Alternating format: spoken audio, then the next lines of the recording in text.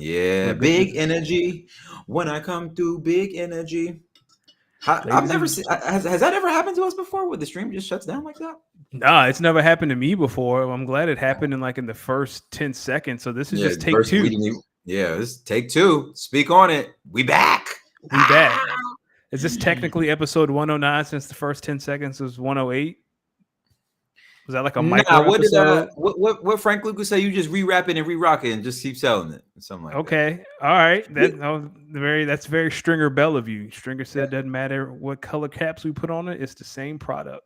So this is my thing. We live in the age where everyone is apparently street and they're so anti-snitch. But I also hear a lot of people big up Frank Lucas, who is on paper known as a snitch. So now I got confused. Snitching is cool only when people that we like snitch. Tekashi, the more I think about it, dog, you know what? We don't like understand. him. I may understand. Do I like his music? No, but now I look back on it, bro. In some of these situations where people quote unquote snitched, I'm thinking about it like, what else did you expect him to do? We've had the snitching conversation before. Right. I ain't got no shame. I'm getting in there and telling on everybody. Everybody. Go in there. What Nino Brown said, I'm going down. I'm taking this whole operation with me. Yeah, no, we all got to go down. We all got to go down. Well, everyone, welcome to episode 108. I am your host, Danny Ocean. Speak on it. Episode 108. That's right. And then across on the other side of the screen is the smoothest man on the planet, Losty Mix. How are you on this beautiful Tuesday afternoon? Man, on this beautiful Tuesday out here on the West Coast, my brother, I am doing blessed. And you already know when you see this growing fro, it could only be one bro, the honorable, admirable, and very, very good looking Los D Mix. I forgot you're growing your hair out. Yeah, I was actually. It's funny enough. I was just talking to my brother because my younger brother's what inspired me. He's grown. He's in the dread growing process, and his shit was looking nice. And I was like, oh man, I gotta try that, man. I'm tired of. Listen, haircuts have gotten expensive. Listen, people, every part of life is going through inflation. Yes, haircuts included. Barbers, I love y'all, respect y'all. The barbershop is pivotal in the Black community. Some of these barber prices are ridiculous, though. Now, shout out to my barber that's been my barber since I moved out here to Portland. My barber, he's really, really good. He doesn't really charge too much. But I thought about it and I was like, bruh, listen, my 3 greatest rappers ever, Jay-Z, Lil Wayne, and Nas, all do not have fades anymore. Even the dude I was saying, the Nas fade, he don't even have that no more. This ain't 93. Stillmatic ain't dropped yet. Okay. So I'm thinking, it might be time for me to just try something new. How much does your barber charge for a cut? I usually, I think his base charge is like 35, and I usually just tip an extra 5. Okay, so 40 a cut. Yeah. Every 2 weeks. That's $80 a month. Well, every 2 weeks. Now I was getting the bald fade, so I was lasting me like a month. Oh, okay. So that's very efficient of you. Yeah. So I was getting the bald fade, and it was costing me like $40 a month. And I started thinking, I was like, bro, why don't I just grow my hair? Like my hair is growing. Like even now, it's been maybe since I had like a cut, like a fade. It's probably been about a month and some change, and I'm getting a little bit of growth. So keep picking it out. Keep, you know what I'm saying? Hopefully by the end of this year, I got a small little fro going. And then by this time next year, hopefully I got something that I could maybe, kind of braid up, So my next question, how much does your barber cost for a shape up? How much you charge for a shape up? So I went to him maybe like a month ago, actually. No, maybe like 3 weeks ago to get like a shape up, and he only charged me $20 and I tipped him $10. Okay. So that's not too bad. No, not at all. That's a steal. I might set up an appointment this week because with these shape ups you got to keep it done. And look, you see, I don't want to call this a fro, but it's a little. Yeah, if you picked it, I'll say if you picked it out, I didn't pick it out. I picked it out earlier. I gotta stop like messing with it though. Yeah, I gotta get in the phase of my hair where I can't touch it, and like I gotta tell other people don't touch my hair. Yeah. Always fun. Yo, question for you. Yep. Is it so you know about HR, Yep. right? Is it wrong of me to want longer hair, like cornrows, maybe like dreads, just so if someone tried to touch my hair, I have a reason to go to HR? I don't think that should be the reason you grow your hair. It's just a benefit of growing your hair. I'm waiting for the doubt. I want my shit like locked up coming in. I want someone to be like, "Oh my gosh, I love your hair." What? HR? I'm running, sprint, booking it. Why you running to HR to snitch? You can just say, Cause "Hey man, don't touch my hair, please." all right, you got to give him one warning. One. Even What? a hey, what you doing? You know what you got to do? You got to give him. You got to give him that look. Yeah, like, is that a real question? Like, you gonna just touch my hair? What the fuck is up with you? Yo, what the fuck is up with you? Jamie, what's good? What's good? What's good? Jamie asked, do snitches get stitches or do snitches end up in ditches? Well, I don't commit any crimes, Yeah. so I don't know where snitches end up on, but I will say Gunna album is still in rotation to this day. So if by chance Gunna snitched, even though he claimed he didn't, then hey, that's in God's hands. That's y'all got it. Cause now I mean, Listen, man. I ain't saying it. I'm not saying it over any airwave. I don't know where snitches end up. I me just either. know. I hope I never find the fate of a snitch because I would snitch. Yeah, I probably wouldn't. Cause Yeah, like, I'm- yo, listen, I'm not gonna say I'm perfect. I'm not far from it actually, but I don't commit crimes that's that right. would put me in a situation that the man is saying, "Yo, you either give up this information or you're looking at a very long time in prison." Like I don't do that. I do what I want, but luckily everything that I want to do mostly is legal stuff. That's kind Yeah, of cool. Um, I don't run in those what you circles. been up to? Like you know what I'm saying? I ain't seen you in 7 days. What you been up Oh to? man, nothing much. Nothing much. I'm trying. It's the sun's out. It's summertime. I'm trying to get my little Cubano tan because come November, December, I'm gonna be real pale. So I'm just trying to enjoy the summer. Try to get out. My wife and I did some planting. Watering. Dog. We're not gonna talk. No, I'm not gonna talk about that. Yeah, just getting some sun, enjoying summer, hanging out with my wife. I'm glad you brought up plants because my realtor when I moved into this condo, she gifted me a plant, Uh but huh. what she didn't know is that since since I tried my to grow my first plant back in like the second or third grade, I am not good at taking care of plants. Like Yeah. I don't get it. They die. And so when my sister got here, she looked at my plants and was like, "What are you doing?" like just like, yo, what are you like? What is this? So she's helping. She cut off like some of the deader ends, and like Hmm. I be watering it, but yo, I don't be knowing where to put it because I just be wanting to I want to put a plant somewhere, water it, but that's all you need. Like that's Do all you you know need. what kind of plant it is? Is there like the little thing that identifies what kind of plant it is? Yeah, so it is a lily. It's a pearl lily or lily pearl. Pretty Okay, yeah, yeah, yeah. real pretty. So I found out those are not supposed to get direct sunlight. And maybe about an hour ago, my sister came in here and said, "So I'm reading this little thing on the in the pot, and it says that this is not supposed to get direct sunlight, and you have it sitting in a Yes. stool on your balcony, directly getting sunlight." And I was like, "Oh." So she was like, when the sun's out, you just water it, and then you just put it out the sun." So So it's funny. My wife loves planting our house full of plants. Excuse me. She has this app. She types in what kind of plant it is, and then it sends her notification like, "Hey, this plant needs to be watered. It's been 3 days. This plant needs this. Is this plant out in the sun?" And it just kind of keeps everything organized. I'll see if I can get a link and send it to you because yeah, she gets little notifications about when it's time to water and how to treat them. I will say if I can get a better sense of how to take care of certain plants, I might consider trying to get better with plants. Only problem is they don't be like, bruh. This plant in here, that pearl looks so rough.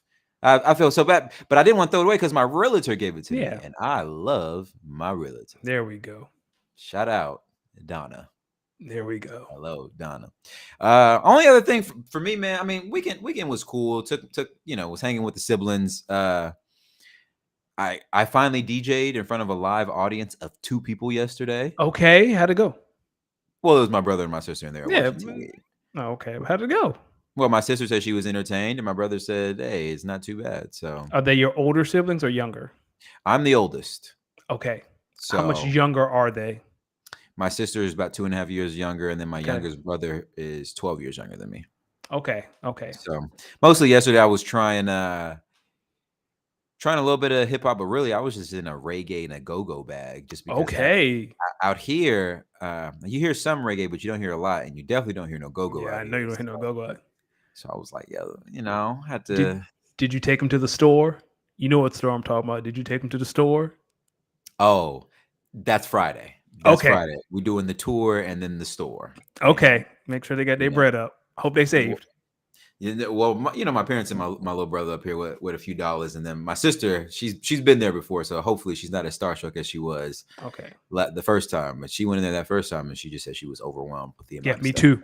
Like I had to go stand in the corner my first time and Because you'll go up in there and you'll. it'll go. Like I was like, that's cool. That's cool. Never seen that before. Put this in the Mhm. cart. Yeah. Now imagine if you got the employee discount and there's no sales tax. So you Nope. just know how much you're ordering. Nope. That's why I don't need to be out there. You're right. You're right. My brother, don't we got some housekeeping items before we get going?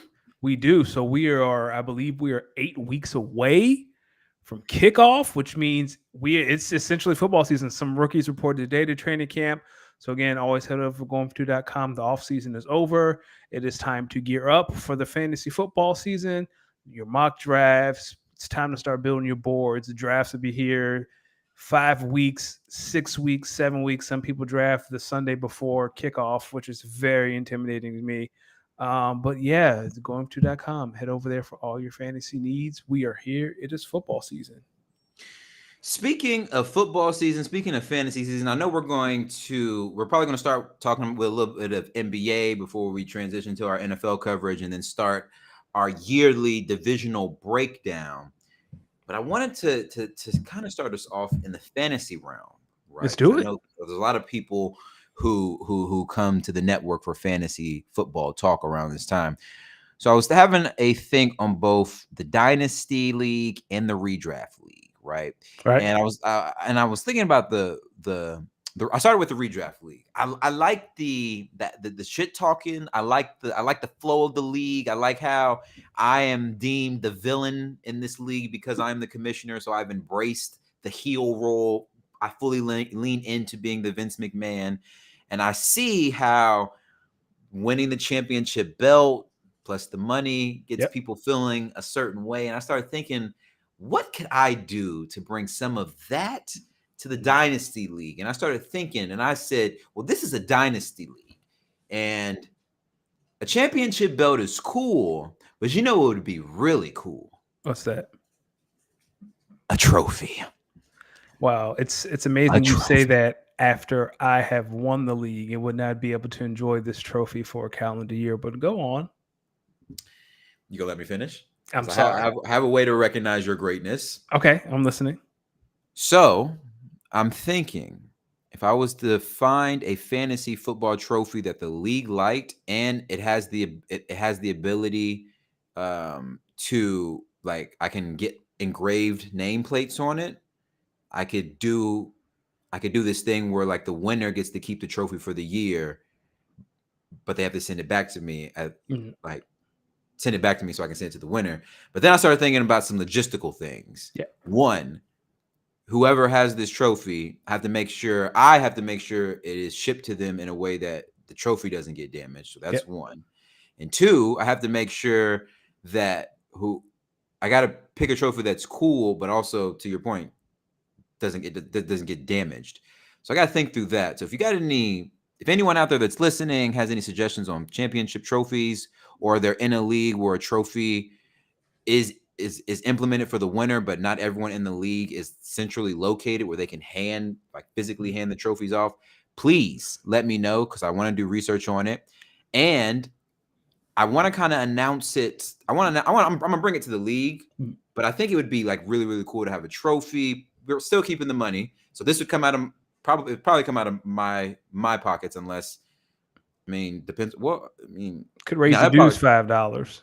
yeah. If I raise the dues $5, it could go. It could go to that, but I don't know. I think that would bring a little bit more energy to the league. I know, just based off some of the communications, I see a lot of people in there trying to get trades done. I feel like if I were to implement something like bring like a trophy along with the cash, that might get people a little bit more aggressive, a little bit more shit talking.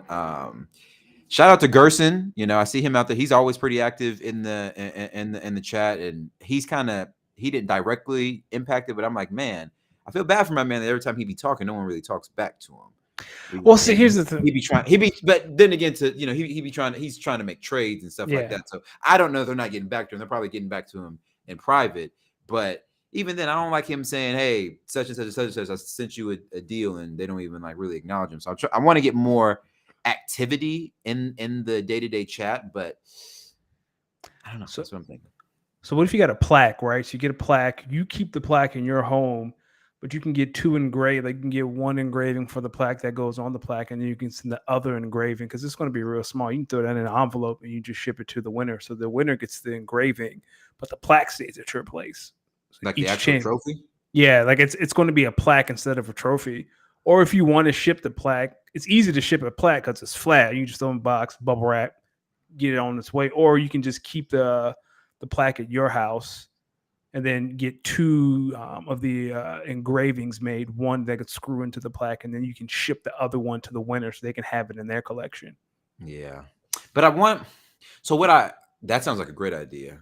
But what I think I want is like like, you know how in the NFL they all point to the Lombardi trophy and they all get to hold that trophy. I want that feeling in this league where like everyone, like you can see the previous winners.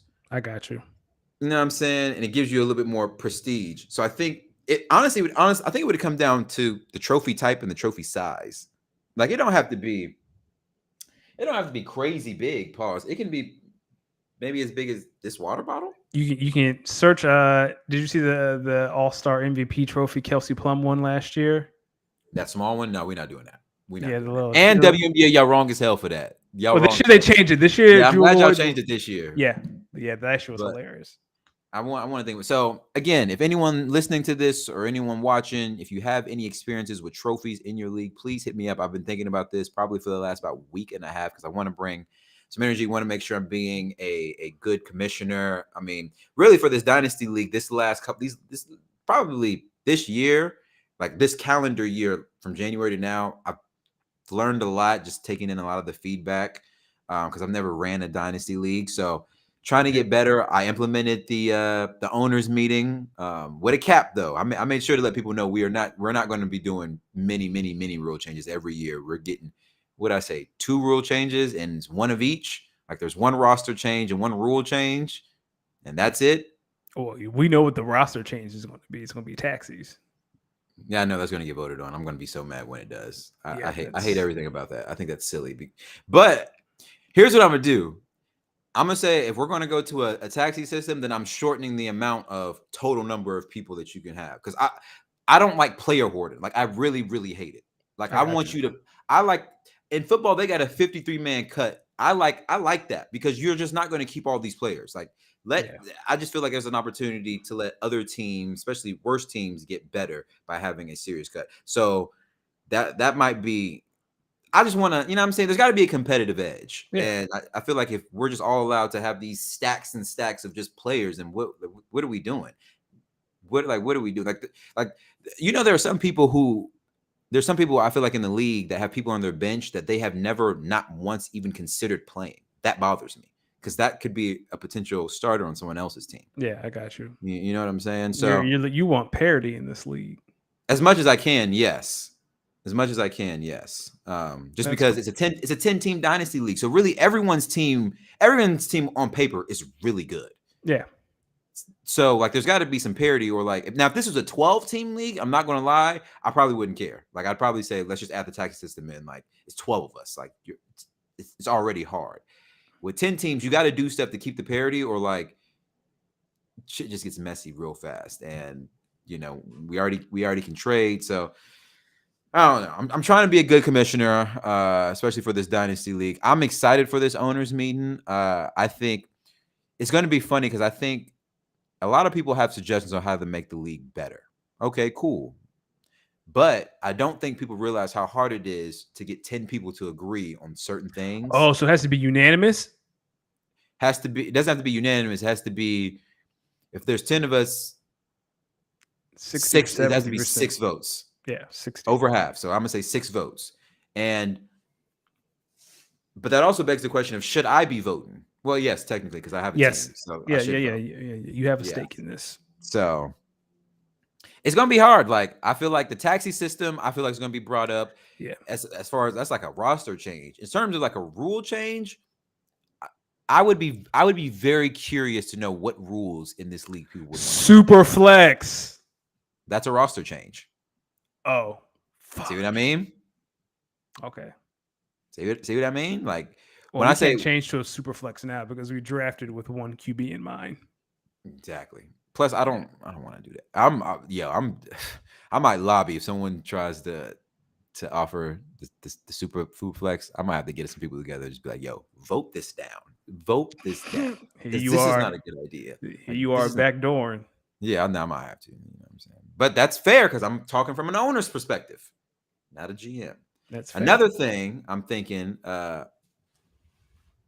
forgot my train of thought. Anyway, today, my brother, you ready? Yep. We're going to start off in the NBA, head over to pick up on some of our NFL coverage.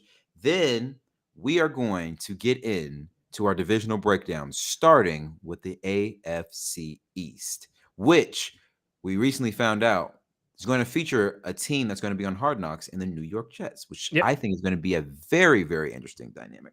But let's start out in the NBA, my friend.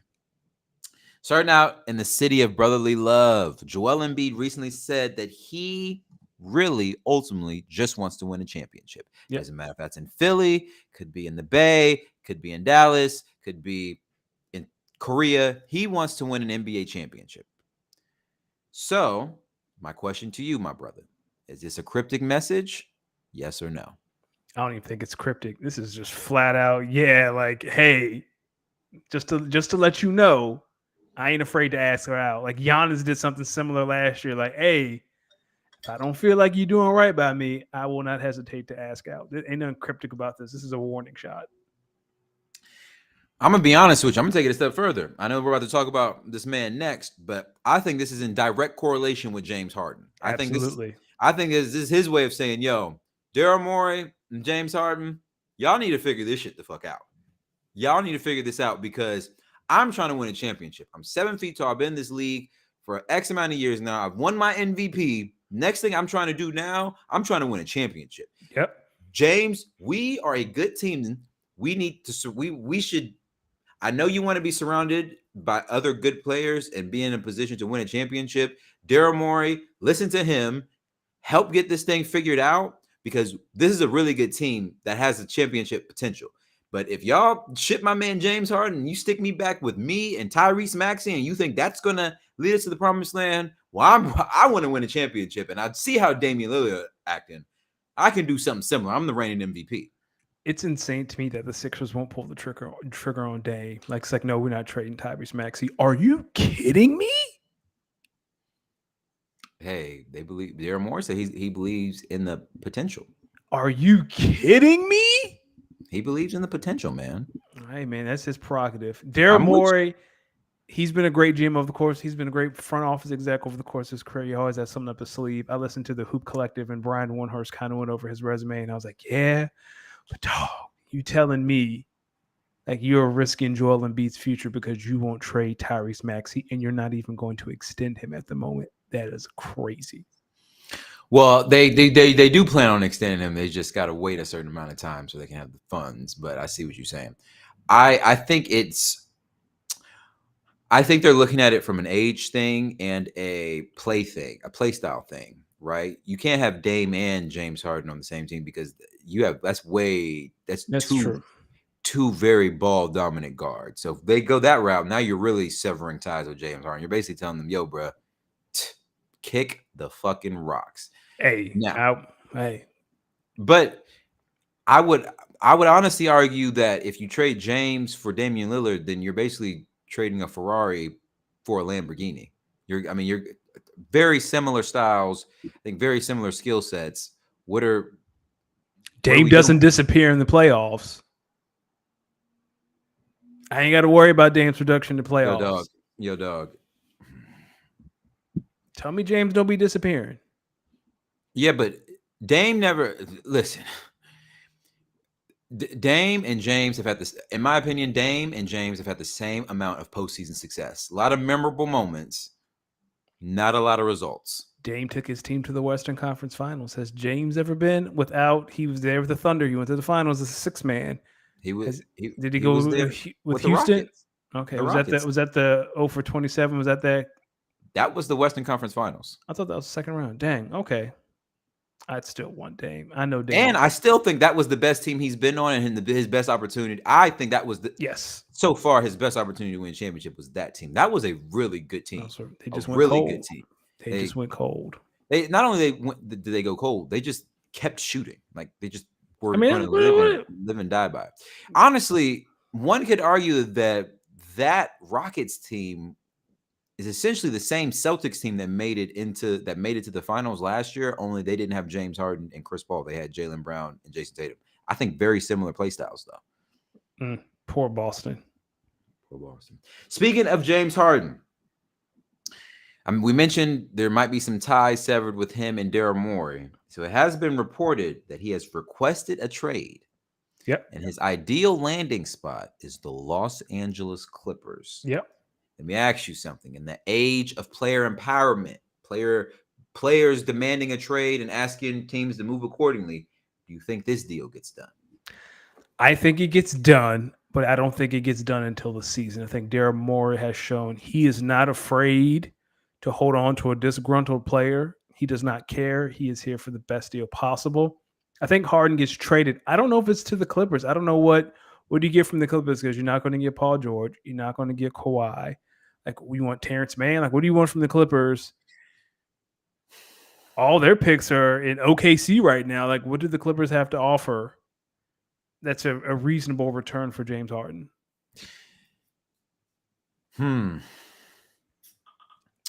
I would honestly say, if I was to think about, do I really think this trade is going to happen here? No, I don't. I think this is all the bluff. I'm going to be honest with you.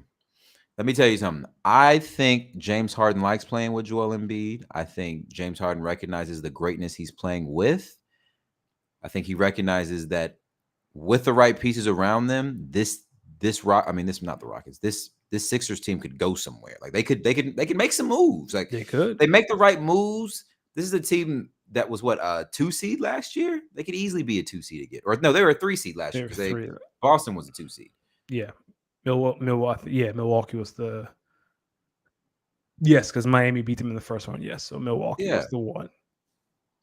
I think this is all a bluff. I think, and when I say bluff, I mean I think he's basically saying, "Yo, dog, if you're not going, you ever get in an argument with your girl and just be like, well, she fuck it then."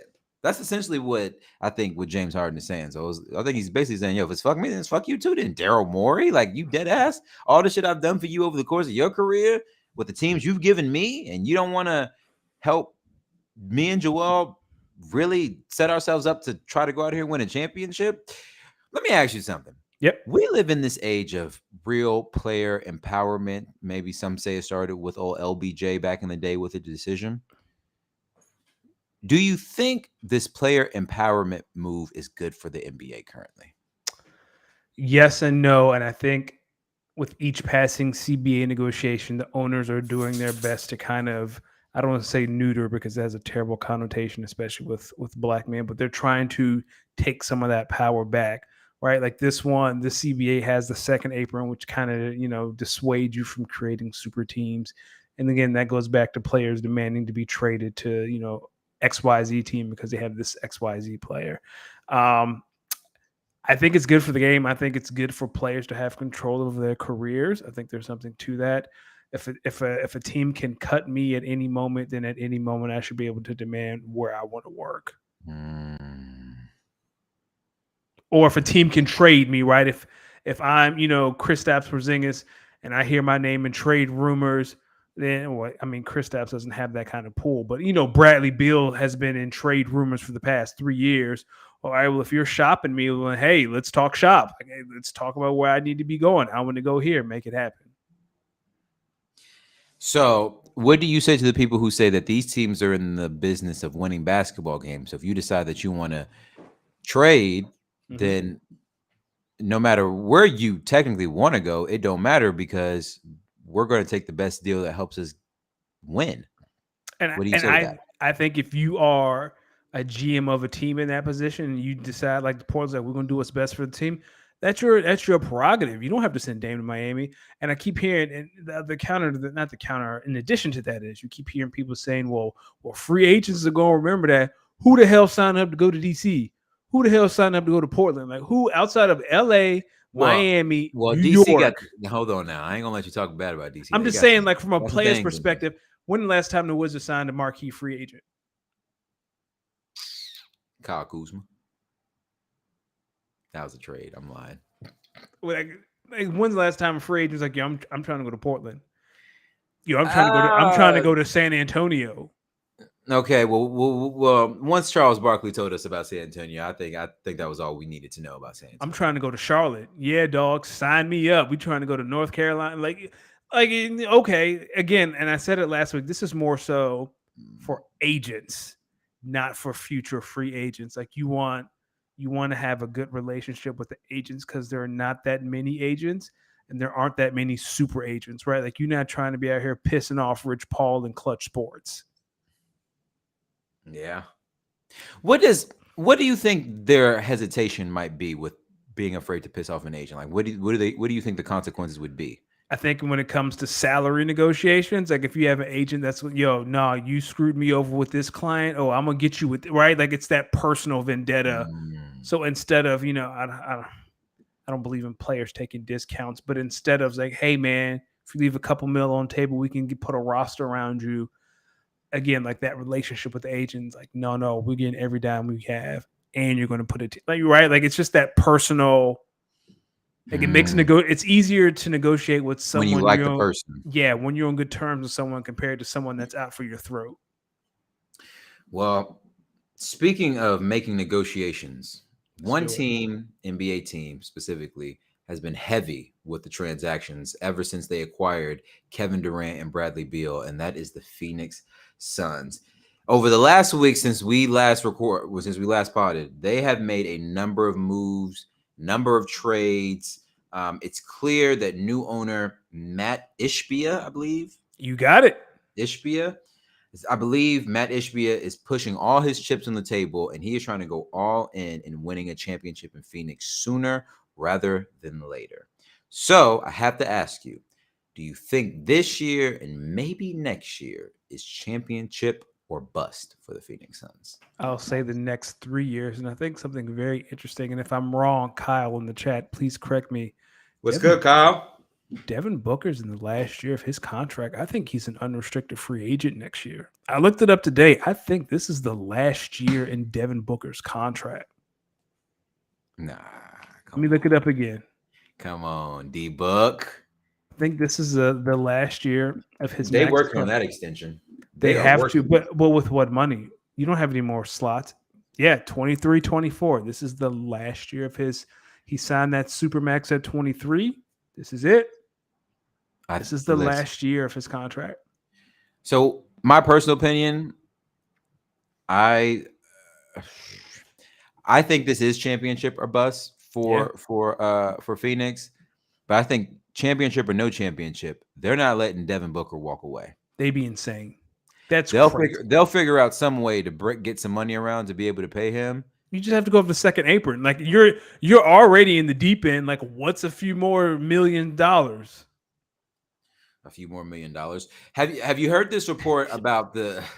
Have you heard this report that a lot of teams believe that the Phoenix Suns are like borrowing a line of credit from multiple teams at a high interest rate with hopes of with the draft swaps and the pick trades that it all equals itself out for them to win a championship.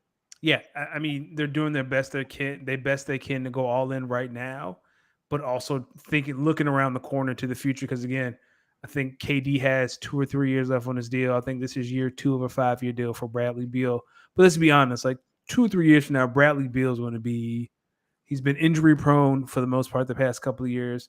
You're hoping Phoenix doesn't have to carry that much of the load, pause, but still, like, I think at the end of this deal, he's going to be 38. Whoa. What's a bet? Unpause me. Nope, we're not doing that. Nope, unpause me. All right, resume. What about you? What do you think?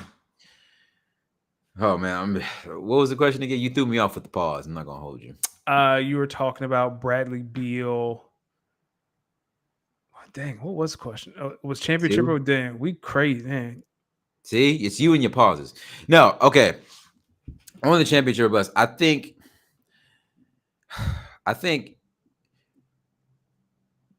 but on the report of the Suns taking out this line of credit and using that to basically offset some of their draft swaps and picks and whatnot. Listen, I think you kind of have to if you're the Suns, because I think when you look at this roster and your 3 top dogs, some would say that there is no better big 3 than this one right here in Phoenix, just from a pure bucket perspective. Yes. So if you got to go all in, you got to go all in, because you don't know how many years KD really has left in the league. You don't know how many years Bradley Beal really has left in the league. Obviously, you know that Devin Booker is going to be a free agent at the end of this season. So you want to make sure that he feels confident enough to want to come back to Phoenix and work with you guys to make a deal, get a deal to happen, because he wants to win a championship here. I think similarly to Dame, Devin Booker is looking at the team like, yo, dog, when I first got here, it was just me. Then y'all went out and got Chris Paul. Then we went to the finals and we lost to the eventual champion. So y'all went out and tried XYZ and XYZ before y'all ultimately got Bradley Beal. But at what point does something in the organization have to change for us to take that next step? I mean, I think they've done that, right? They let go of, Monty Williams, and I think James Jones is now, he's been the GM, but no, he was let go, right? I thought. Because Isaiah, I know they're calling Isaiah the shadow GM because he and the owner are really good friends. Anyway, I think if you're Devin Booker, like, Phoenix has proven time and time again that they will do whatever it takes to surround him with talent to win. I am with you on that. I think he stays. It's just really interesting that he's on last year of his deal. I didn't even realize it until today. I'm gonna tell you right now, it feels like the free agent class for next year might be something serious. Yeah, but again, right, the CBAs over the past couple CBAs have kind of taken the fun out of free agency because it's just cheaper. It's better for stars to sign where they're at, especially if they're like maxes or super maxes, and then demanding a trade. Like, the trade deadline is starting to get more interesting than free agency because the players are taking the money and then saying, no, I don't want to be here, which is the smart thing to do. Right, that's what Zion took the money. He gonna ask for a trade. Yeah, but they gonna look at him and say, "Yo, dog, you devalued yourself by taking your big ass to Frosty McDonald's every couple of days." He had to grimace shake. Yo, you read that report that Zion said it's hard for him to keep weight being an NBA athlete? Yeah, he was on Gilbert's. He just walked in on Gilbert's pod at Summer League, and they just started rapping. Yeah. What are your thoughts on that? 22-year-old guy saying it's hard for him to stay under the right weight. So here's as someone, and I know people don't think of food addiction as a real thing, but as someone who used to have terrible eating habits, there's something psychological to that, and I can understand where he's coming from. So you basically called them a big softy, Pillsbury Doughboy. No, I'm saying that I can understand where you can get to a place where your eating habits aren't up to par because of an underlying issue with a relationship with food. But I understand that if you're a regular Joe Schmo, but if you're a professional athlete, number 1 overall pick, psychological, man, that doesn't matter. So that would beg the question: did the Pelicans properly recruit and spot him? I mean, there's only so much. The Pelicans can't babysit him 24/7. Like, there's only so much you can do. Like, do you watch My 600 Pound Life? No, I don't. Listen, Okay. I don't watch it because I don't agree with how non-rude some of those doctors be. I feel like when you're Oh talking no, to someone, Doctor Now is really rude. He is very straightforward. okay, well then I'm gonna have to check it out because I just feel like when you're dealing with people that big, you have to tell them, yo, fatty, No, you are potentially going to die if you keep on this route. So here's the do you want to die of a induced heart attack while you sleep and breathe, or do you want to cut some weight, lose the titties, and do something better with here. your life? The people who are on that show know that they're fat and could die from a heart attack in the middle of the night. But every episode, the reason that they get to that size is there's some sort of psychological trauma or there's some sort of relationship to food that they can't break, right? Like I was sexually assaulted as a kid. I started eating food because I thought if I was fat, no one would touch me. I went to grandma's house. Grandma cooked every week. I love the way I feel when I eat food, right? Like there's something psychological to that. And that's how they get to that weight. No one wakes up saying, I'm trying to get to 600 pounds. Like there's always something traumatic attached to it. And I wouldn't be shocked if Zion had, something similar. Okay, I hear you, but they can also get their big asses up and it's like stop eating. Go take a walk. If it was that easy, they would do it. No, that's the thing. They're too lazy to do it. They just want to sit around, No, scratch their balls, and get the sweat from underneath their titties. Like, what are we talking about? here's another thing about my 600 life, and then we can move on. Right, every episode, for the most part, they change their diet, they lose weight, they get the surgery, and then there's always a moment after the surgery where their weight loss stops and they plateau and they start to fall back. And Mm, that's when they go to therapy. And it's mm. usually during the show after the therapy when they get to the core of their eating habits. That's when you start to see them lose weight and they really start to change their life around because they've addressed the issue that caused them to eat in the first place. Really? Yes. Oh man, it's like 2 hours an episode. But Doctor Now, the doctor they go see, oh dog, yeah, he'll be like, yo, you about to Wait, die. What you is doing that here? doctor? Did doctor was Doctor now the one who ran for like a political office or something like that, or am I He tripping? might have. I just know Or is he that has. Doctor Oz? Is That's Doctor Doctor Oz? Oz. That's Doctor Oz. Doctor Now has a gold stethoscope. Yeah, and he'll be like, yo, you too fat. Yo, you about to die. What are you doing? Like, let him, like, he'll give him, like, they'll come for the initial consultation. He'll be like, yo, change your diet. This is what you need to do. Let them come back and not change their diet. Yo, he'll rip them. He'll make them want to die. He'll rip the what off? He'll rip them, dog. He will rip them a new. He'll be like, yo, you fat. What are you Mm, doing? mm. Would you consider that a form of tough love or real love? I think so. He is from another country, and I believe that this is a cultural difference in his country compared to America. Mhm. And he in Well, Texas. America's a fatty nation, so that makes sense. That's fair. While we're here in the NBA, one quick shout out to the Cleveland Cavaliers and the Summer League. They actually went completely undefeated Yeah, man. and won the Summer League championship last night, beating Houston. And I also saw that they get championship rings. I like it. I know people hate on it, but I think it's a great opportunity to see your young people and as close to a playoff environment as you can get them into without actually being a playoff environment. Win takes all. I love it. I think Why it's would someone great. have beef with this? I mean, people they see the rings, oh, these are paper champions. Like they kind of get a kick out of the rings and stuff. Like you're doing the most. But I think it's great. I think adding some sort of value to summer league to see how they perform under pressure it's great. Yeah, I mean, I think it's good for the league. I think it's good for the summer league to get these guys more airtime and show that you really take care of the players. I think it gives Yeah. more incentive to the players to really go hard, especially when you see a trophy. Which brings me back to my earlier point at the top of the pod when I mentioned I want to bring a trophy to the dynasty league. I think it will get the more competitive juices going. I think we'll get more shit talking. I think how people go about trades will be different. So I think just sometimes that element of competitiveness brings out an extra layer of thinking in your brain of how can this can really get better. Well, I'm just going to repeat. So Well, I mean, I don't think you will, but it's okay. It is okay. Listen, let's shift over to the NFL because there are a few headlines that have been taking these football streets by storm. Let's start in the AFC South. let's do it. DeAndre Hopkins has signed a new deal with the Tennessee Titans. Yep. What are my thoughts? Yeah. Okay, then takes targets away from Traylon Burks. You want to go play with Ryan Tannehill and Will Levis? Who am I? He's had, some would say he's had worse quarterbacks.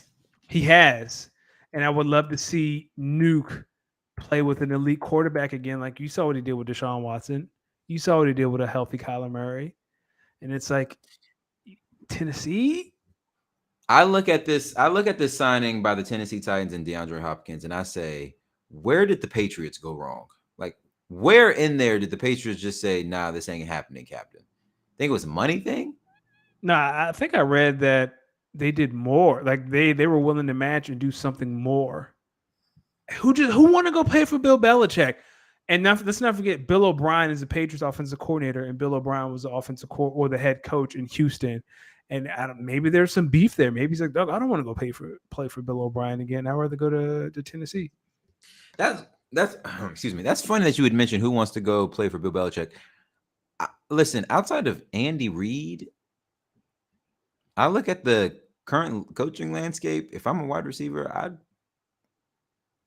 shouldn't say if I'm a football player, I want to go play for Bill Belichick. Super Bowl winning quarterback, knows the ins and outs of this game. Knows the ins and outs of this game. I mean, what has he done since Tom left? Yo, dog. Tom went and won another one. Made the playoffs. Tom went and won another one. Okay, and then ask Tom what happened after that. Hey, all that matters is that he won another.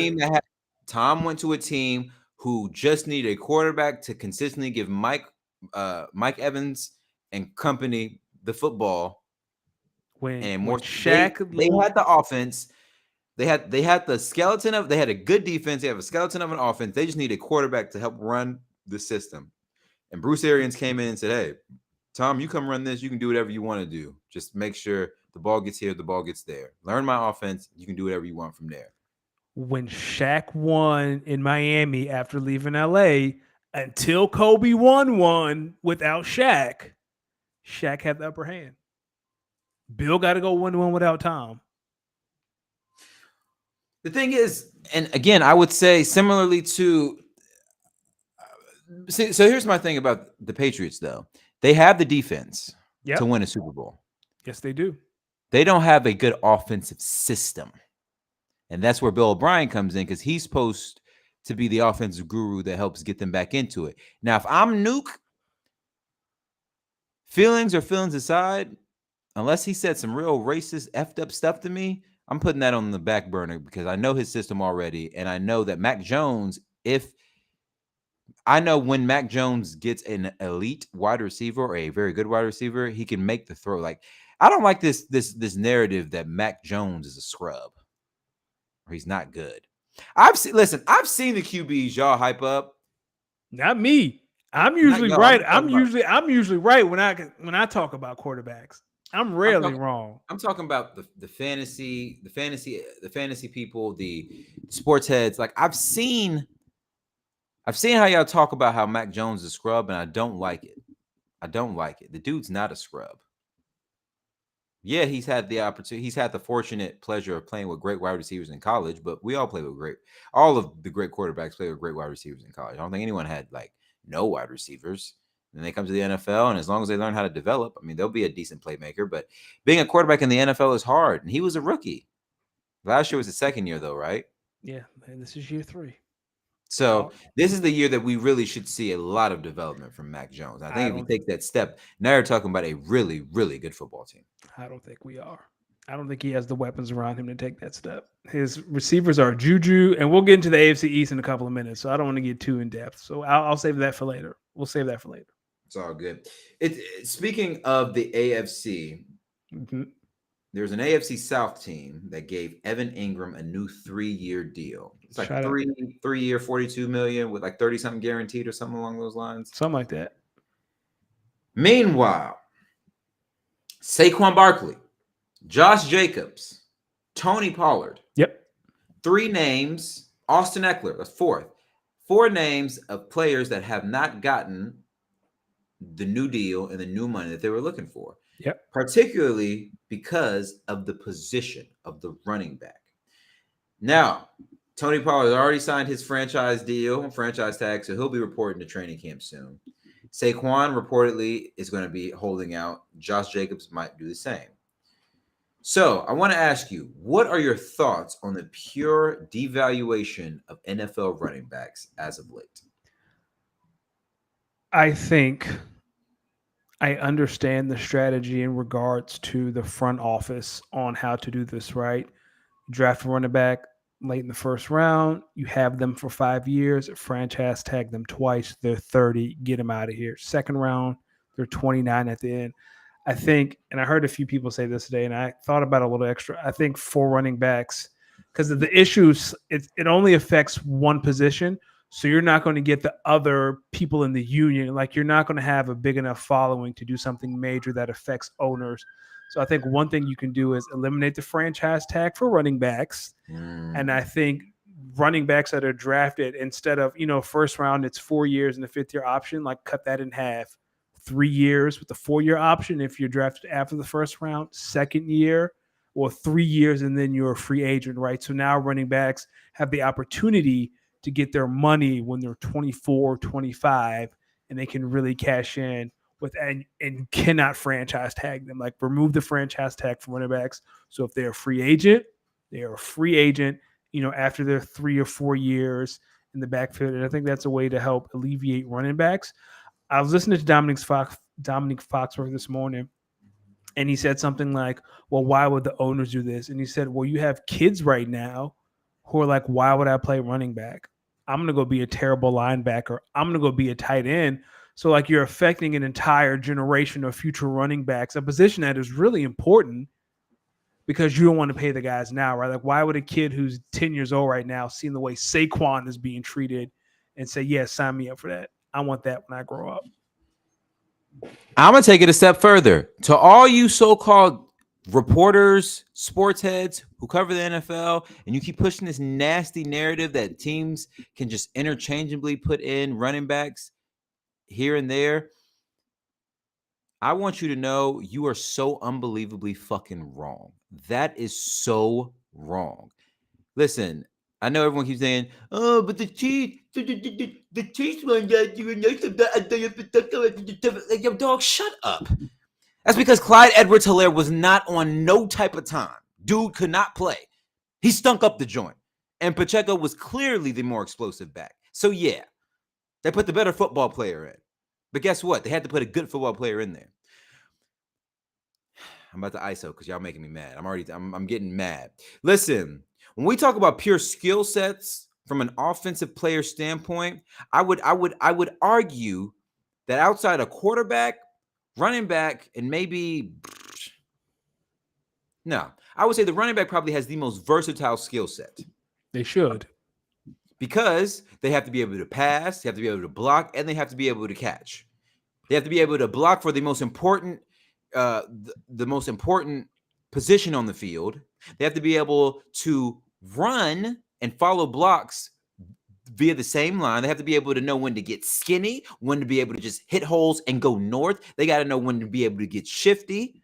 They have to know protections with the line. They got to know routes. And some of you dummies out here who swear you know football have so much dick in your mouth for every other fucking position. Some of you out here are trying to tell me that that you would rather pay a sorry ass defensive tackle because he's a defensive tackle more than you would want to before you'd want to pay your starting running back just because you think a running back by committee actually is effective. Newsflash, name me the running back by committee that's actually like that. Name me the running back by committee that's actually like that, where they have multiple really good running backs. Because a lot of these running back by committees, you know what it really is? It's one really good running back and another running back who can at least get a first down here and there when you need him to. Or they're teams that deploy a quarterback that can run, like the Eagles or the Bills, like a quarterback that can tuck it and run. But Lamar. That's not a running back by committee. That's a mobile quarterback. No. I'm saying like some teams, like that's how they hide not having a good running back like you have a quarterback that can run the ball as well. To Kyle's point, he says you could argue that running back, tight end, and safety are the most versatile positions in football, yet those are the three positions that are underpaid. Exactly, Kyle. And what I'm really getting sick of is some of you people out here who don't know sports, you just talk about them. You get on here and you try to devalue athletes who go out there and put their fucking bodies on the line, who aren't asking for Patrick Mahomes type money or Jalen Hurts type money. They just want more guaranteed dollars in their contracts, and they want to be paid what they feel the market is worth for running backs. So let me get this straight. Year in and year out in college, we see that a Heisman is either given to a running back or a quarterback. Years and years, we see some of the best players in college be straight running backs. And y'all just get so horny on them for a couple days because you can draft them in fantasy and get a few points. And then after 2-3 years, you look at them and say, oh, yeah, I mean, but a running back's lifespan in the NFL is so small. I mean, you should already be considered drafting a Nesmond in the 5th round. And that way, you could just franchise this tag after year 3. That way, in year 5, really, you can just let him go. Like, yo, dog, fuck you and shut up because you don't know sports. Matt Miller. You don't know sports. Oh, wow. You want to know how I know? Hey, listen, don't listen to me. Just listen to the people who play the position. You got to notice shit day in and day out. And another thing. I don't like how a lot of y'all are saying running back shouldn't be paid, but y'all were so happy that Christian McCaffrey got paid. And Derrick Henry. No. Happy with Derrick Henry. I don't want to talk. We're not talking about Derrick. Y'all, because you're not seeing my point here. I'm seeing your point. Y'all we're happy that Christian McCaffrey, the only white running back in the NFL, got paid, but you got a problem with a man like Saquon Barkley, the same skill set and a better player than Christian McCaffrey, can't get paid. Christian Fuck out of McCaffrey's here, yo. He's the only white running back in the NFL. I watched Albert Haynesworth get $100 million from the damn Washington Redskins at the time, and y'all telling me Saquon Barkley ain't worth a little bit more than $10 million a year? Hold on. Christian McCaffrey. The Jaguars gave Evan Ingram 4 years, over $30 million, dog. Are we kidding? Are you? Yo. Well, that's $10 million a year. Yo, there are wide receivers out here who are being overpaid. And if you're a wide receiver and you just happen to listen to this, I want you to remember that the same way they are flooding the market with wide receiver dollars, you think this is going to last forever? One of these days, they're going to say, yo, wide receivers, they're kind of interchangeable. If you're like the Bengals and you just draft really good wide receivers and you develop them and you just keep them and find a way to pay them, I mean, really, you can just swap them in, swap them out. Like, yo, shut up. How are y'all fans of sports but don't want to see athletes get paid? Explain that to me. How? No, Christian McCaffrey can't be that. I'm sorry, I'm hung up. He's not the only white running back in the NFL, is he? Name me another one. And while you're at it, name me a white corner while you're at it too. Yeah, I know the white corner. Yes, white corners and white Tyrones are in the same tier. Like, you're not going to find one. But damn, you can go through every team. There is no white running backs. Toby Gerhardt's not in the league anymore. Damn. So I got a problem with all you people out here who Josh Allen. Yeah, he might as well be one. I got a big problem with you so-called football. And listen, Kyle, does Amir White count? No, he's black. He's the last one. And I don't like this whole narrative. Oh, that's the NFL. It's a tough business. Shut up. Yo, I watched Daniel Jones get paid. If you watched the Giants last year, you couldn't have watched 17 games with the New York Football Giants and told me that you would rather pay Daniel Jones before Saquon. You understand why? Because he's the quarterback and Saquon's running back. Okay, cool. Pay your man, pay your quarterback, but make sure you pay your running back too, because I guarantee you. See, this is my problem. They think they can just throw somebody back there. Go ahead, New York Giants. Throw Matt Breida back there, and you are going to expose Daniel Jones like he has never been exposed before. And I guarantee you, if Matt Breida's out there week 1, by week 3, Daniel Jones is going up to somebody's GM and saying, yo, dog, I don't care what you got to give Saquon. We need him back on the field ASAP. Facts. Found 2 white running backs. Well, Kyle Juszczyk is a fullback. Rex Burkhead. Have you seen Rex Burkhead? Yo, they don't even Rex Burkhead.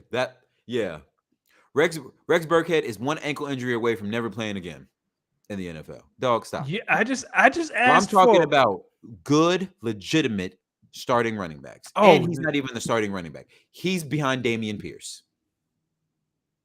Noted. Y'all kill me with this, man. I'm not saying y'all as in you. I'm just talking about like these so-called how can you be a fan of athletes who put their bodies on the line every week in and week out, but you don't want to see a running back get paid because you think your team could go and spend that money elsewhere? Listen, yes, they could take that money and spend it on a corner, but what happens when Jamar Chase gives that corner 15 receptions for 233 and 2 touchdowns, and now you mad that you lost the game 34-21 because your bum ass corner who you paid all this money for can't guard a soul? When you could have kept that offense off the field with what, Matthew? With what? A good run game. Everyone loves running backs until it's time to pay him. Funny to your boy. I don't like it. New York, pay that man. Las Vegas, pay that man. Chargers, pay that man. Stop playing. You fired up tonight. You got some fire in your belly. And last thing, Dak Prescott, you better not throw 10 interceptions. That's all I'm going to say. I will say, though, I looked this up today. In his 7 seasons, he's only thrown over 10 interceptions 3 times. So he can do it. Only 3? Only 3 times he's thrown over 10. He can do it. It's not that egregious. Last year, he definitely was over 10, yeah, right? Last year, he led the league. I think he was like at 15, 20. Even though most of those were not his fault. There was like drop balls and stuff like that. And then I think the year before that, he was like at 11. Like, he's not talking foolish. I'm with Dak. I'm going to say this. If he hits that 10th interception, it's going to hit the streets like crack in the 80s. Yes, it is. All righty. Going from the NFC East to the AFC East. People, it is that time of the year when Danny and myself get you all ready for the upcoming NFL season by previewing each division. We're starting this week off with the AFC East. So how this is going to work for the new fans out there? We're going to go through each team's record from best to worst. Well, let's do worst to first. Yep. We're going to do worst to first. Then obviously that'll lead us to our division winner. We'll talk about the biggest storylines we have for each division. We'll have a breakout player in each division, a division MVP, and then we'll see if there's any other storylines that we think the AFC or each division will have. So we're starting this week off, as mentioned, in the AFC East. That includes the Buffalo Bills, New England Patriots, Miami Dolphins, and the New York Jets. So, Danny, start us off. Take us through your worst to first. So the worst team in this division, I don't think this is a surprise. I think it's the New England Patriots. I think they're going to go 4-13. I don't see a lot happening in New England this year. That's going to tie into my storyline later in the show. So between the other 3 teams, I like to say last year I was so bad that this year I need to add a buffer.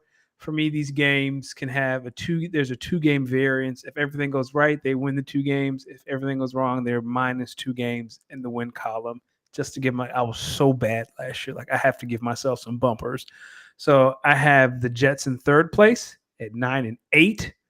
I have Miami at 10-7. Oh, we got to do the records too inside the division. So Patriots 4-13. I think they go 2-4. I'll say 2-4 in the division. Jets 9-8. I think they go 3-3 in the division. Miami 10-7, 4-2 in the division. They are my 8th seed. They are the first team out of the playoffs at 10-7, which is insane. And then I have the Bills at 11-6, 4-2 in the division, and they are the 4 seed for me. Okay. Interesting. So for myself, I have the AFC East being one of the more competitive divisions this year, just because I think they're going to spend a lot of time beating up on each other. So I have finishing fourth in the division with a division record of 2-4, I have the New York Jets. Okay. Finishing third in the division. What's their overall record? What's their overall record? 9-8. I have their overall. Okay. I have the New York Jets overall record being 9-8. So we both have them 9-8. Mm-hmm. And third at a record of also 9-8 with a 3-3 divisional record. I have the Miami Dolphins. Oof. So this is okay. Finishing second in the division at also 9-8, but having the best divisional record in the AFC East. I have the New England Patriots. Listen, y'all keep sleeping on Bill, and every year he tells you he just needs a mediocre offense because the defense is just locking everybody down. Okay. Then at 3-3 in the division, 11-6 overall. No, 11-6. Yeah, everyone else is 9-8. So you have 9-8 for Miami. 11 finishing 11-6 overall. I have the Buffalo Bills. So we both are similar. I have them 11-6 too. So I have the Bills being the 4th seed. I have the Patriots actually being the 7th seed, getting that last spot in the playoffs, and that ties into what I think the biggest storyline would be: how the Patriots are going to have the best divisional record and use their divisional wins to fuel them to make it to the playoffs. I think if I'm Bill, I think the way Bill's looking at it is he thinks if he can, I feel like the Patriots think if they can sweep one divisional opponent and win at least one game against the other two, then all they have to do is beat up on like the Raiders and the bad teams in the AFC to make it in. And I think that's what they're ultimately going to do. I see the Patriots losing every game or most games to the top part of the AFC, but playing each of these games like close, losing by a touchdown or less. And I see them playing the Dolphins, Jets, and Bills very, very competitively and stealing a lot of games inside the division. So what about you? What do you think the biggest storyline is going to be? I'm going to focus on Bill Belichick, but it's the other side of the coin. I think we start hearing whispers of his job security. I think if they are what I think they're going to be, hey man, we're going to have to have a conversation. Because like I said, since Tom has left, Bill has done pretty much next to nothing. He made the playoffs Mac Jones' rookie year. Tom went and won one. Tom has won without Bill. That counts for something. I would agree with that if the Patriots had any other owner than Robert Kraft. I mean, at some point, Robert's going to get impatient. Robert's going to say, hey, man. And Bill, I chose you over Tom, and it looks like a bad decision. No, because you can coach longer than you can play. So yeah, but he could have 6 and match. How many rings does the Patriots have? Do they have 6 or do they have 5? They have 6. Yeah, they got 6. Yeah, you could have the most Super Bowls ever. I would, if I was Bill, I would argue the point that this is still a young team. The quarterback is still young. And my biggest argument for Bill is I would say, I had Matt Patricia as an offensive coordinator. And whose fault is that? Who hired him as the offensive coordinator? Yeah, Bill. But damn, I don't think he could imagine he'd be that bad though. And is Mac Jones really that young? This is year 4. Like the Patriots have to decide if they're going. This is year 3. Yeah, because remember they had the one year where they were rolling like Cam Newton out there. That's right. Like the Patriots need to talk about we're going to pick up his 5th-year option. Like that's a conversation that needs to be had. But I would say there were points in time in the last season when they were healthy, especially on the receiver end, which the Patriots don't seem to always be healthy with receivers. Mac Jones was delivering some darts and he was playing well. The receivers were kind of letting him down. And I feel like we're going to get a lot more of that again this year. Who is Mike Gesicki, Juju, Devontae Parker? Devontae Parker is a really good wide receiver. He's never healthy. When's the last time you've seen a Devontae Parker highlight? Hey, could be this year. This could be the year. Oh, okay. I love. Speaking of which, who do you think is going to be the breakout player? It's going to have to be Dalton Kincaid. Like Gabe Davis and the Bills. That was another story I had. This Bills offense. It's so heavily relying on Josh Allen and Stephon Diggs. Gabe Davis is night and day. that team needs a legit second option at receiver, a pass catcher. That's a legit number 2 option. And if they're going to be 11-6, it's going to have to be Dalton Kincaid because there's no one else on. Dalton Kincaid. My brother in Christ, do you think a rookie tight end is going to come in and have that type of impact, or are you saying that because you drafted Dalton Kincaid in fantasy? A mixture of the two. I have Mac Jones being the breakout player in this division. You laugh at me for Dalton Kincaid, and then you say Mac Jones? Listen, Mac Jones is a good quarterback, dude. He's a good quarterback. He was in a bad system with no wide receivers. He'd probably play like that. I'd probably play like that too if I was in his position. I think this is the year that Mac Jones proves that, hey, and especially with Bill O'Brien. With Bill O'Brien at the helm, Bill O'Brien's a really good offensive mind. He may be a dickhead sometimes, but I think Bill O'Brien is a really good offensive mind. I think you mix that with Mac Jones and his ability to read the field. He doesn't have the strongest arm, but he can in a system like offense where you know where the ball is going to be, who to go to. I really think Mac Jones has a really good opportunity to break out next year.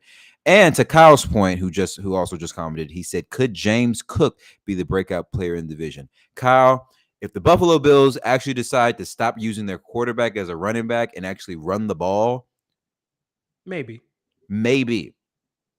Which is also a thing I want to speak to. Everyone always talks about Josh Allen and, his running ability. Why does no one ever think that maybe Josh Allen runs so much because their offensive line can't block a soul, can't run block a soul? Hey, man. I just need Josh to put up numbers because he's the reason I'm going to win Dynasty 2 years in a row. So is that who you have being the division MVP? No, I have Tyreek Hill.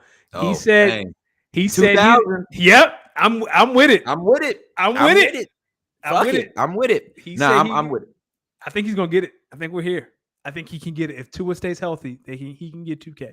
I will say, I definitely think if Tua can stay healthy, he can reach 2K. And I would say this, if I had to pick a third potential breakout player, I don't know if this is really a breakout because he's been a really good player since he came in, Jalen Waddle. I could see this being it would not surprise me if Tua threw for like 43, 44, 4,500 yards and Tyreek Hill went over 2,000 and Jalen Waddle was right around like 15, 16, 1,700 yards. That'd be bananas. Like it would not surprise me. And Tua, I really think this could be one of the bigger storylines this year too. Him coming back after some of the injuries last year. I think can the Dolphins really hold him up and protect him the way he should be? Because when he's protected and when he's able to throw, he's a really good quarterback. He's really accurate. I'm curious to see, I'm curious to see the development of Tua going into his 4th year? Year 4. Yeah, year 4. And this offense with these weapons and this team, like this should be a really good team. I just think the hindrance in the AFC East that you're in the AFC East and kind of every team is good. Notice how neither one of us is really talking about the Jets. I think that's kind of saying something. So in anything else portion, I had that the Jets have 2 Defensive Player of the Year candidates, Quentin Williams and Sauce Gardner. That's about it. And what wild shit is Aaron Rodgers going to say on ESPN Airways when he makes his weekly Pat McAfee appearance? So I would say this about the New York Jets if I would say anything. I would say it's hard to do what Tom Brady did. I know Aaron Rodgers is probably one of the most motivated he's been in his career. Probably, new team, new setting, new media. Can he deal with the pressure of playing in New York? 1, and 2, if that first 5-6 weeks don't go according to plan, spooky. Does it make him reconsider his initial retirement thoughts? I think that's something we should really consider. And then I have another one. Call your bookie. Are you gambling degenerates? Because week 11, we're going to be talking about should the Patriots trade for Zach Wilson. Call your bookie. Listen, I believe America is the land of second chances and the land of opportunity. Except when it comes to this dude. I mean, He can't move with the ball. He's got 2 left feet. He's got inside move. He's got an outside move. You get where I'm going with this? Oh yes, I can't wait to see him on Hard Knocks. I can't. That's the only reason I'm watching Hard Knocks is to watch Zach Wilson. That's it. Listen, Zach Wilson, I'm glad your pro day went well, and that's how you became the number 2 overall pick. I told you he was not good. Some of y'all would want a team like the Jets to overpay for Zach Wilson because of where they drafted him versus paying a Breece Hall. You Jets fans, y'all gonna feel it. Y'all gonna feel it. Watch. They're not going because Zach Wilson gonna be in New England. He's not. And Bill, don't do that. That would kind of be insane. Overall, though, I don't know about you. I don't have the AFC Super Bowl representative coming out of this division. Nope. I don't know, man. So here's my thing. I think the Jets, they're not going to have a lot of familiarity. I just don't think they're going to have the offense yet to make this push. Maybe next year. I think the Dolphins are going to be at the misfortune of being in a very competitive division. So it wouldn't surprise me if on paper, or if not on paper, if game film wise, like watching the game, it wouldn't surprise me if the Dolphins are really the best team in this division. They just got mad unlucky in a few games and lost. Yep. I could see like game wise, the Patriots being the worst team in this division, but having the best luck out of all the teams. And then I just think, truth be told, I think Buffalo's the disappointment waiting to happen, bro. Yep. I think Buffalo's just the disappointment waiting to happen. Buffalo's at the misfortune of Kansas City and Cincinnati both look at them like they food. Like nobody in Kansas City and nobody in Cincinnati is looking at Buffalo like, oh, they might be something. They're saying that they're a good football team, but they'll shoot themselves in the foot. Just let it happen. Yep. Just play your game. They'll do what they do, and they've been right. That's kind of what happened. That's kind of what happened. Unfortunate, but I'll tell you what: if you're a Bills fan, keep on having hope. Just know that too much hope gets your feelings hurt. It's gonna be tough sledding come January. It is gonna be tough sledding. All right, it's gonna be a short, big deal or no deal, but I know the WNBA All-Star Game was last weekend. Danny, I'm gonna do an ISO on you, man. Talk to me about the WNBA All-Star Game. Yeah, so the skills competition was last Friday at 4:00 Eastern because that's when people are free to watch the skills competition. And for those who don't know, Sabrina Ionescu, New York Liberty 3-point contest. She only missed 2 shots. She had 37 points. She only missed 2 shots. Really impressive. The All-Star Game was Saturday night at 8:30 Eastern on ABC. Started off a little rough. It was kind of entertaining. Brittany Griner dunked a couple times. It was cool for what it was worth. Jewel Lloyd won All-Star MVP. She scored 31, which is an All-Star record. But the biggest storyline coming from the All-Star Game is the league's agenda, the appeared agenda of pushing Sabrina Ionescu as the face of the league. She has the 2K cover this year. Again, she scored 37 in the 3-point contest. Did you watch the All-Star Game by chance? I watched a little bit of it. I did catch a little bit of it. Okay, so did you watch halftime? Like what happened at halftime? Okay, so at halftime, Holly Rose walking with Team Stewie to the locker room. She's interviewing different players. Sabrina walks by and she's like, oh, we got to talk to Sabrina. She talked to Sabrina. And then after the game, Jewel Lloyd gets the trophy, which is new, which is a lot better than last year's trophy, thank God. And Holly is on the court and she's saying it again. We got to talk to Sabrina. Where's Sabrina? So they find Sabrina. They bring her to Holly for a post-game interview, which doesn't make sense. Yes, she was on the winning team. Sabrina had 19 points, but nothing memorable. She had a couple 4-point shots. She was okay. And if you look behind, if I find the video on Twitter, I'll send it to you. As soon as Holly says, we got to talk to Sabrina, all the other players turn their back and just kind of start doing their own thing. Dog, Sabrina is not good enough to be the face of the league. Stop playing in Asia Wilson's face. Stop playing in Brandon Stewart's face. I know Sabrina. I know she a cute little white girl who played in New York, who can shoot the rock. She not the face of the league. And y'all going to turn her into a villain among her peers and among the fans who aren't Liberty or Oregon fans. Because it's starting to be real obvious that they're pushing Sabrina to be the face because she's a Kobe disciple. Jewel Lloyd is a Kobe disciple. She won All-Star MVP. Where does Drew Lloyd play? Jewel Chicago? Lloyd plays in Seattle, but Seattle sucks, right? Seattle has a bunch of rookies. Brianna Stewart was in Seattle last year. Now she's in New York. Sue Bird was in Seattle. She retired, so this is a team in transition.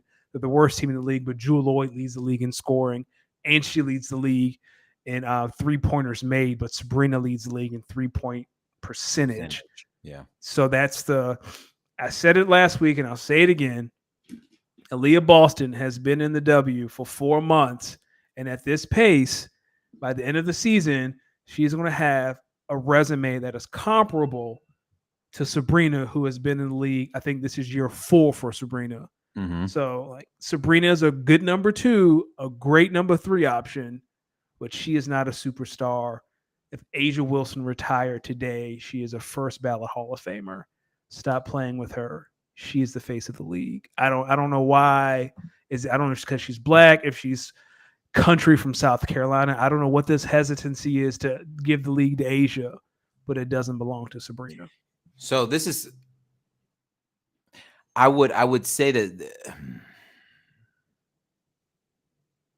maybe it's I don't know. Maybe it's a marketability thing. But here's the thing: Asia's office is in New York. New York's a huge market. Sabrina is, she's not only she is riding the Bryant name as far as it'll take her. Like, there is no universe where Sabrina has a signature shoe before Asia. Asia is a 2-time MVP, 5-time All-Star, All WNBA, Defensive Player of the Year, and she's only been in the league for since 2018. She has dominated from the moment she's come in. There's no. She has her Ruffles endorsement. Asia's marketable. It's just, for those of us who understand privilege and what that looks like, it's very frustrating to see all these doors being opened for Sabrina while Asia's sitting right there. Asia 19-10. Guaranteed 19-10. So what do you think? What do you think? Do you think? So my question to you is: do you think the market in which Asia plays versus where Sabrina plays factors into why the league may market more? Because when you think about it, if you're talking about a league that is trying to garner more views and more viewership, yep. When you compare markets, you think about New York City, a one of the home/meccas of basketball, and a extremely large market in a city where overall, not only do they have an NBA following, they also have a strong NFL following. I know it's 2 different sports, but it's all still same sports market. You have 2 NBA teams, one of which very young, on the come up. You don't know what you're going to get from the Brooklyn Nets. You have the Knicks, who are definitely on the come up and have a young star in Jalen Brunson. Yep. You don't think that aspect of it plays a portion in why they may lean a little bit more into Sabrina versus Asia? Not to say they don't try. I definitely feel like the league knows that Asia Wilson is probably top 2, top 3 players in the league, but they also, that Vegas market, I feel like in their eyes is, maybe they've seen the Vegas market as this is probably as capped as it's going to be in terms of marketability, right? Because Vegas isn't really a sports city, but you have a notable player who was really, really good, who's very popular in college, who's still figuring out her game in the WNBA now, and she's in probably the biggest market in the WNBA / in basketball in general. I think I'm just arguing to argue just for conversation's sake, but I think that that has to play. Then it needs to be Brandon Stewart. Because Brandon Stewart, it's Asia and Brandon are the 2 best players in the league. The reason why Sabrina gets all these open looks is because everyone's guarding Brandon Stewart. If it's going to be someone, it's got to be someone in New York. Then it's got to be someone who's in the conversation of best player in the league. Then it has to be Stewie. I'm not saying. Oh yeah, I know. I'm just saying, if anyone were to make that argument to me, Stewie's right there. Stewie's in the MVP conversation But with Asia so then every that goes year. back. It's those two. So then that goes. So then my next question, my rebuttal to that would be, well, then why is Sabrina more marketable than Stewie? And Stewie's technically been in the league longer and been the better player. Cause she a Like cute there's white something, girl. That's what be. And I know people like, oh, but it's maybe, but okay, but thinking of okay, leaning to their point because she's a yeah. white girl, but maybe I don't know. She's riding the like her and Vanessa Bryant are really friends, right? Like she in the summer, like in the off season, she goes to LA, she hangs up with Vanessa, they go on vacation together, like they go to Disneyland together. Like Sabrina is very close to the Bryant family, and that has been used in a way. Like look at the Sabrina ones. Anyone at home, Google the Sabrina ones. Tell me what the silhouette looks like. Hey, They look relax. like the Kobe nines. Like it's just the Kobe's with her logo and like some stitching on it. Like it's that is the thing. When I talk about privilege, it is that. Meanwhile, Kobe gave Jewel Lloyd the name Gold Mamba. Jewel grew up in LA and was friends with Kobe. It just wasn't, that relationship wasn't as public as Sabrina and Kobe's relationship. And like we're talking about Sabrina getting the cover of a game and she barely made the All-Star team twice. She hasn't been a starter. She's been a reserve both times.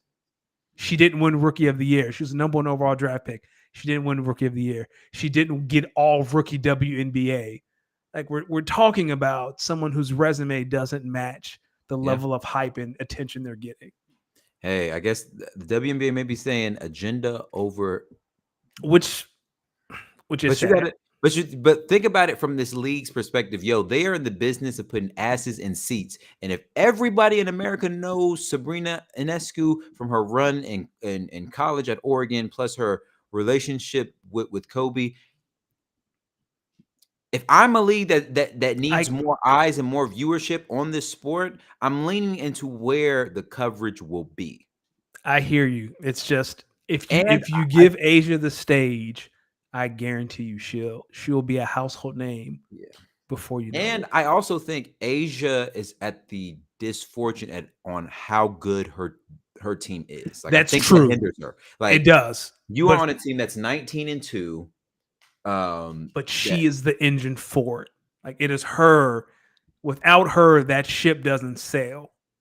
She is that. But if you don't watch basketball, you don't know that.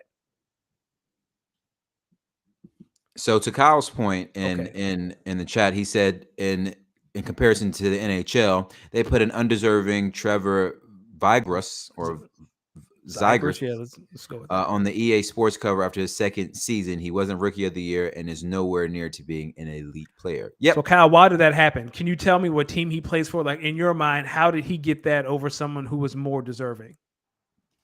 Because I want to know if it's the same thing. Sometimes I think it's a marketability. Sometimes I think it's a market. Sometimes it could. I also think it could be some politics in play. But my fear is they are setting Sabrina up to be a villain, and she is not built to be a villain.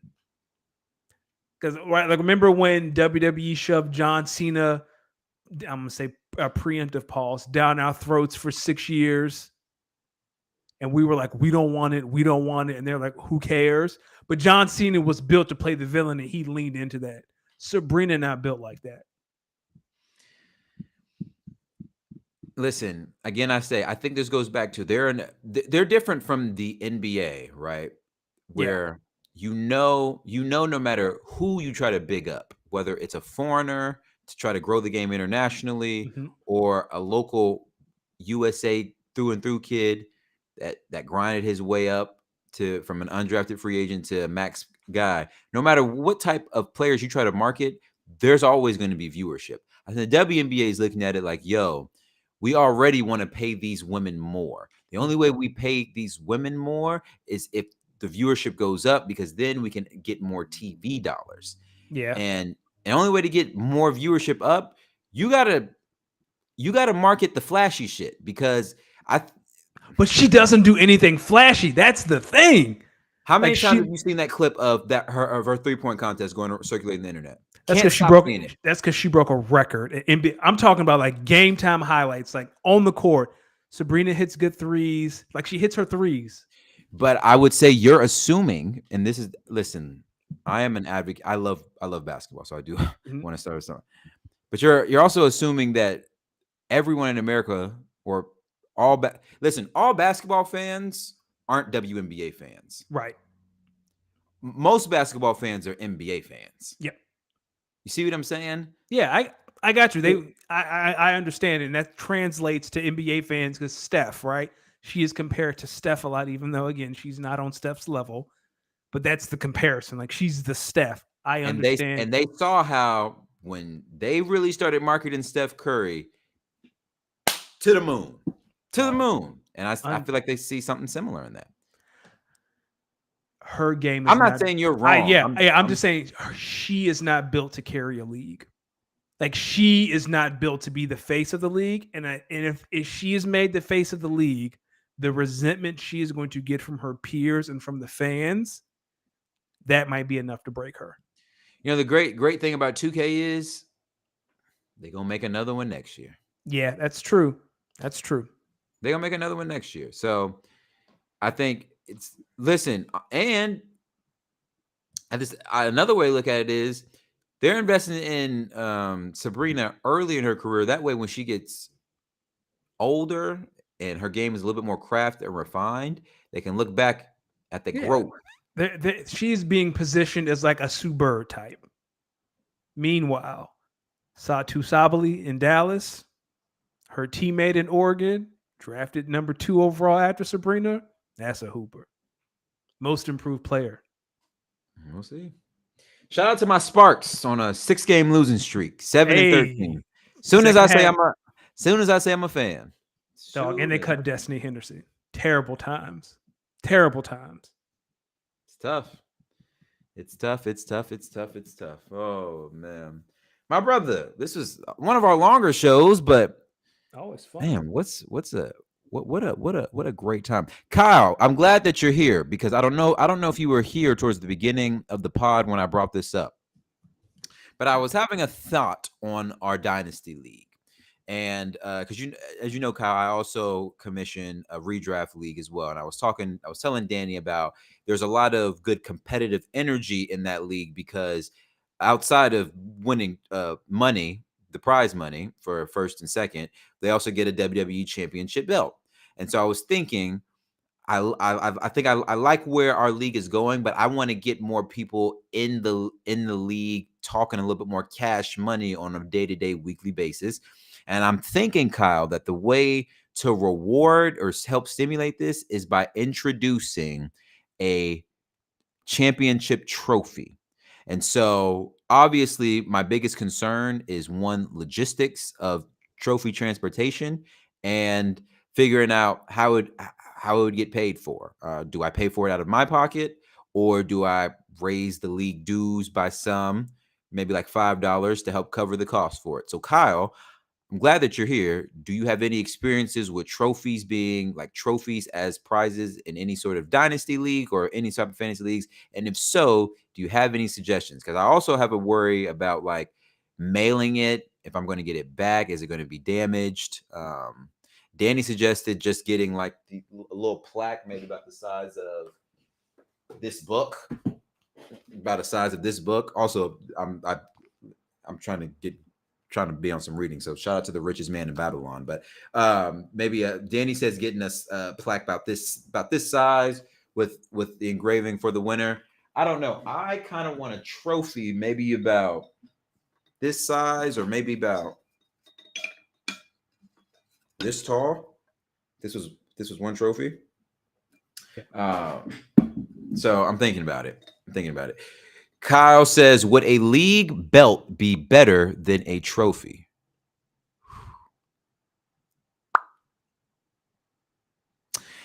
So, Kyle, this is my thing. Because I don't want to do the same thing that I do for my redraft league. Because I feel like the redraft league, that trophy is usually like the 25, it's like a $25, $30 little replica WWE belt because it's the redraft league.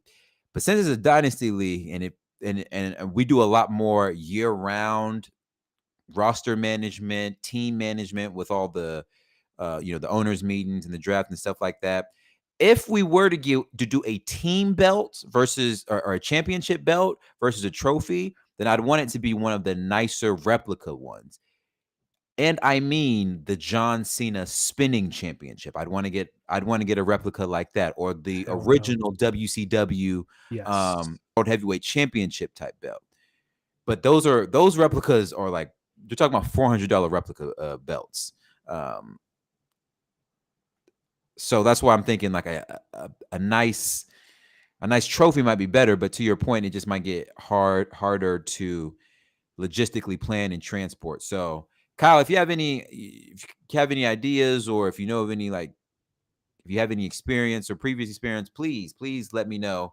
Kyle did say that he would be fine with raising the league fee instead of having D pay out of pocket. Thank you for that. Yep. Thank you for looking out for my pocket. But at the same time, only reason why I would consider paying out of pocket for it would be because I've already kind of told people what the league dues were, and I know feel like raising it, I don't want to scare people away from the league by raising it. Plus, I'm just having some conversations with some folks about the league dues and stuff like that. Kyle also said a championship ring for the winner each year. Oh, that okay. That's interesting, but people lose jewelry all the time. So, how about this? I'm going to bring it up in our league chat just to start simmering the water, get some thoughts on it. But I like these ideas. I really, really like these ideas. Danny, let the people know where to find us, my brother. Find us on Instagram, Twitter, Facebook, Speak on it _pod. You can find me, Danny Ocean 41, on the Bird app. Don't know how long I'm gonna be on the Bird app because all it is now is ads and porn. It's cool at first, kind of taking its toll. All the jokes I feel like are leaving, but we'll see. For now, Danny Ocean 41. How you feel about Threads? I like Threads in the beginning. I'm starting to fall out of Threads. I was really deep into Threads. I might jump back in. The only problem with Threads is, and you and I talked about this on Threads, is a lot of people use Twitter as a way to talk in a way that they wouldn't talk in front of their friends, right? Like on Threads, you automatically follow. Well, you don't have to. There's a way to change that, but if you just go the default route, you automatically follow people everyone you do on Instagram, right? Twitter Danny is different from Instagram Danny, and it's hard to separate the two. My man said he can't figure out his brand voice for Threads. Yeah, like I can't. You can't talk your shit? Nah, I can't, right? Because like my aunt, like aunts on Instagram, like, man, what are you talking about? Stevie Wonder can fight. He is blind. like you know what I'm saying? But you feel me though, right? Nah, but what do you mean by Stevie Wonder can fight? Yo, Stevie Wonder can fight. I just know he can. Because I don't think he's blind, first of all. But even if he is blind. Here we go. Even if he is blind. Let me tell you something. So you're telling me you think if someone ran up on Stevie Wonder and told him, yo, put the cane down, put them hands up, he going to put the cane down and put them hands up, or he is going to look like he don't know what's going on? I think you do not want those problems. Yeah, what's wrong with you, dog? Someone, listen, and this is my theory for people who are like deaf, who have disabilities that can be visible and non-visible, right? Like if you've been blind your entire life, someone has tried to test you. Multiple people have tried to test you. I promise if someone to roll up on Stevie Wonder, it's gonna be a bad day. I don't. Kyle said Stevie Wonder saw Wilt Chamberlain score 100 points. Listen, he's the only person with the film. Yo, if I find out in this Wilt Chamberlain doc that's coming out soon that Stevie Wonder was at the 100-point game, I promise you, I'm coming in here and I'm laying one on Wilt Chamberlain, because that's going to tell me all I need to know about that 100-point game, dog. Rest in peace. Rest in peace, Wilt. Rest in peace. Listen, all I'm going to say is the man that made Do I Do cannot see. He is blind, and I'm sure of it. And he will beat your ass. I am sure of it. Yo, did you know that they have blind baseball? No, I'm serious. Like there's send me the link. I There's need to like see this. I was talking about it with my coworker today. So the blind people do play baseball, so they put like a beeper on the baseball. So when you throw it, it's like beep beep beep beep beep beep. You hear it, and it makes sense if you think Oh, about it that's because insane. Yeah. their hearing is so like it's so heightened. So that's how they. My buddy, my coworker I was talking to, he played baseball. He was like, "Yo, you'd be surprised, but those guys be smashing balls off the park." But it makes sense though because their hearing is so enhanced that all you got to do is feels like if you hear it. But here's the question: how do they do everything else? Like, is there a string that gets you from base to base? How do you throw the ball from outfield to second base? How does the catcher catch the ball Now from you're the asking pitch? questions. I don't know. I don't know. Okay. I ran track. I ran track. Okay. I will say though, I am in an intramural softball league. Oh Um, no, they got you with so the intramural softball. Don't strike out. so we finished our spring season maybe like 3 weeks ago. We made it to the playoffs as the 5th seed. Boy, I'm not going to no, as the 4th seed. I'm not going to lie to you. That 5th seed smoked our boots. Really? Smoked our boots. But then we just started our summer season last week, and I'm not going to lie to you. I was I went to the plate 3 times. 3 for 3, 2 home runs. No, Okay. two runs scored, not 2 home runs. I was 3 for 3, 2 runs scored.